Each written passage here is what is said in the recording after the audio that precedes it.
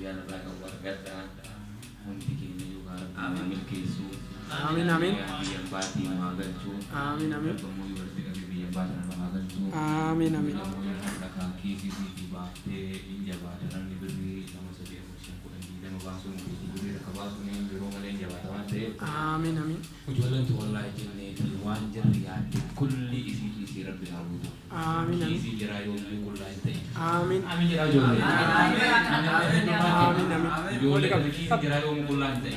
Amiin. Ijoollee kana jenneeti ammoo yoo wayitanii biyyaa dhabillee jette mana hin dhabin. Yoomiyyuu hajamaa jalatti haa deeman. Afaan duwwaan jirra garaan duwwaan jirra garaa duwwaan jirra ijoollee kana ammoo yoo waan jirri yaadde mana isii hin dhabin. Akkanii guyyatti illee manni jiraa qubuma haa ta'u. Bonaa kanatti illee manni jiraa qubuma haa ta'u. Beelaa fi quufatti illee kiisiin jiraa guutama haa ta'u. Ijoollee kana jenne rabbi ol haa oofu. Ijoollee kana jenne rabbi ol haa oofu. Warra nyaatan haadhaan nu qopheesse rabbi ol haa oofu.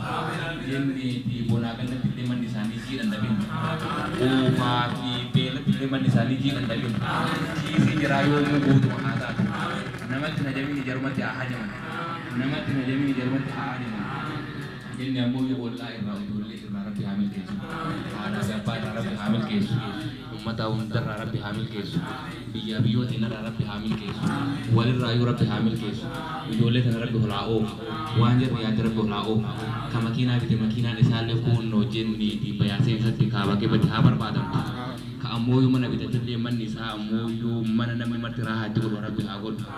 Quufa rabbi quufa jira biraan dhabsiisin. Bonaa kanallee rabbi quufni jira biraan dhabsiisin. Namaa wal taasisu rabbi haa kennuuf. Ijoollee isaanii rabbi haa milkeessu. Ilmaan isaanii rabbi haa milkeessu. Niitii isaanii rabbi haa milkeessu. Haadha abbaa isaanii rabbi haa milkeessu. Ollaa isaanii rabbi haa milkeessu. Jenneen hundaayuu gabummaa tana jala rabbi nu haa baasu. Sabrummaa tana jala rabbi nu haa baasu. Gallee waan kenna xaaratu rabbi nu haa fedhu. Haga yoom ergamnaa miti ergachuu rabbi nu haa fedhu. Waggaa kana kaa jenneeti bara dhufu ammooyyuu ijoollee kennaa fi haadha abbaa kennaa fi musliimaa fi kiristaanaa fi biyya keenya waliin rabbi nu haa dabarsu. Jenne ammooyyuu milkii duniyaa fi akhiraa rabbi nu haa fedhu. Sabrummaa tana jala rabbi nu haa baasu. Hiree bal'oo rabbi nu haa fedhu. Hiree bal'oo rabbi nu haa fedhu. Duniyaa durroobdee eessatti dhanee durroobdee irratti haa dhalchiisu.